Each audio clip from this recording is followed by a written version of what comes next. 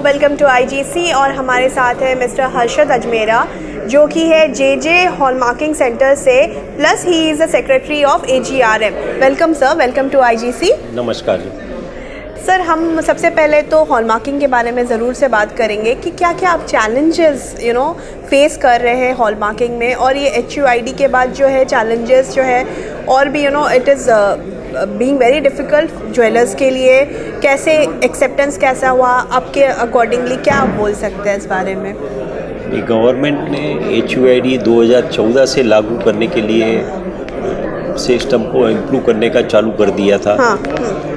तो उसको इतना साल लग गया है। हाँ। और इसके बाद में अभी सिस्टम धीरे धीरे पूरी तरह अप्लाई हो चुकी है जी। सभी सेंटर HUID के करके ही काम कर रहे हैं।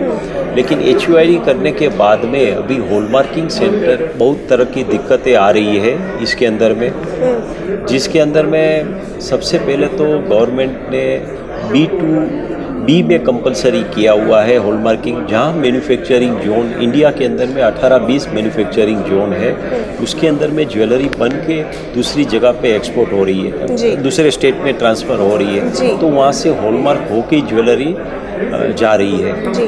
तो मोर देन 70% ज्वेलरी हॉलमार्क होके ही जा रही है रेस्ट ऑफ द कंट्री में। जी। जो 2 टायर सिटी है या दूसरा मैन्युफैक्चरिंग जोन छोड़ के जो जगह पे है जहाँ पे हॉलमार्किंग सेंटर लोकल ज्वेलर्स के ऊपर डिपेंडेबल थे, लेकिन उसका तो ज्वेलरी हॉलमार्क होके ही आ रही है, तो उसके पास में काम का वॉल्यूम बहुत ही कम हो गया है। अभी वो अपना मंथली एक्सपेंडिचर निकालने के लिए भी अभी उसकी क्षमता नहीं रही है। आज एक हॉलमार्किंग सेंटर चलाने के लिए 3.5 लाख रुपया मंथली खर्चा चाहिए कि उसका सब डिवीजन ऑफ वर्क, काम में, स्टाफ में, इलेक्ट्रिसिटी, बाकी सब खर्चा जो लगता है, तो उसके पास में ये पोजीशन नहीं है कि वो 3.5 लाख रुपया खर्चा निकाल के सेंटर चला सके। तो आखिर में क्या होगा, 1 महीना, 2 महीना, 3 महीना कितना लॉस सहन करेगा? लाइसेंस को सरेंडर कर देगा। जैसे ही वो सिटी में लाइसेंस सरेंडर हो गए, तो यदि बहुत सारे ऐसे 2 टायर सिटी है जहाँ पे 1 या 2 हॉलमार्किंग सेंटर है, लेकिन यदि वो हॉलमार्किंग सेंटर लाइसेंस सरेंडर कर देगा और वहाँ पे हॉलमार्किंग सेंटर ही नहीं रहेगा, तो उस सिटी के अंदर में हॉलमार्किंग कंपलसरी गवर्नमेंट को विड्रॉ करनी पड़ेगी। जी। तो आज 256 सिटी में डिस्ट्रिक्ट में हॉलमार्किंग कंपलसरी है, तो उसमें से धीरे धीरे डिस्ट्रिक्ट कम होते जाएंगे। गवर्नमेंट को इसका ऊपर में सोचना चाहिए, B2B को कंपलसरी न करके B2C में कंपलसरी रखे और B2B वॉलंटरी रखा जावे। और दूसरा चीज़ है, गवर्नमेंट को ये प्राइस में जो है हॉलमार्किंग सेंटर आज की तारीख में काम कर रहे हैं, उसके अंदर में HUID आने के बाद में उसको मेन पावर बढ़ाना पड़ा है, मशीनरी बढ़ानी पड़ी है, तो अभी रिकरिंग एक्सपेंडिचर उसको निकालना मुश्किल हो गया है। प्रोडक्शन कम हो गया और ख़र्चा बढ़ गया है। तो इसमें गवर्नमेंट को इमीडिएटली जो, और 4 साल से प्राइस इंक्रीज़ हुआ नहीं है, तो 35 रुपया जो प्राइस है उसको मिनिमम बढ़ा के 100 रुपया करना चाहिए। और ये 100 रुपया करने के बाद ज्वेलर्स को इसमें घर से कुछ देने का नहीं है, क्योंकि वो कस्टमर्स से ले के देने का है। आज 10,000 की ज्वेलरी लेते हैं या 1 लाख की ज्वेलरी लेते हैं, यदि उसके लिए उसको 100 रुपया एक्स्ट्रा यदि प्योरिटी का गारंटी के लिए देना पड़े या गारंटी कार्ड के लिए देना पड़े, तो मेरे हिसाब से कोई भी कस्टमर इसके लिए इतराज़ नहीं करेगा। तो इसमें गवर्नमेंट को जल्द से जल्द 100 रुपीज़ पर पीस करना ही चाहिए, तो ही सब सेंटर ईमानदारी से काम कर पाएगा। अदरवाइज सब सेंटर धीरे धीरे बंद होते जाएगा और ये तब गवर्नमेंट को ये तकलीफ़ आएगी। उससे अच्छा अभी तकलीफ हॉलमार्किंग सेंटर की समझ के इसको इमीडिएटली स्टेप लेना चाहिए। तो B2C और प्राइस इंक्रीज, ये सबसे 2 बड़ा मुद्दा है जिसको गवर्नमेंट को ख्याल रखना चाहिए। हम अगर चैलेंजेस की बात करें तो AGRM ऐसे कैसे चैलेंजेस फेस कर रहे हैं अभी?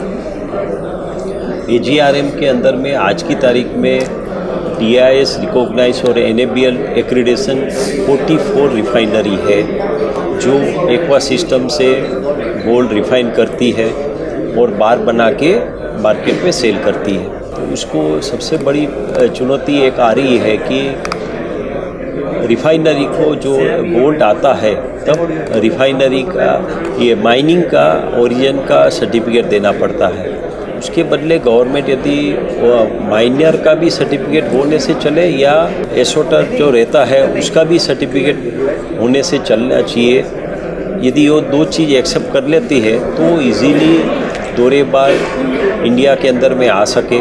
जो आज 40% प्रोडक्शन कर रही है रिफाइनरी जी, तो वो धीरे धीरे बढ़ा के और भी आगे ले जा सकती है।